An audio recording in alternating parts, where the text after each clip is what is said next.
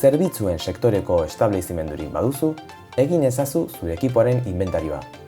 Horrek zure makineriaren potentzia ezagutzeko balioko dizu. Berritzeko orduan, potentzia bereko edo txikiagoko ekipoak erabili. Saia zaitez zure ekipoen kostua zein den jakiten. Adibidez, 15 minutuz izpien kabina bat erabiltzeak 60 zentimo inguru balio du. Ahal den neurrian ekipamenduen pizteak tarte merkeenean programatu. Eta aparatuak erabiltzen ez badira, hobe da deskonektatuta edukitzea. Saia zaitez barrukoa zein kanpoko argiztapena LED modukoa izaten, itzaltzeko erlojuekin kasuaren arabera. Aire girotuko aparatuen prebentziozko mantentze lanak noizbehinka egin itzazu. Espero dugu aholku txiki hauek zure fakturen kostua arintzea.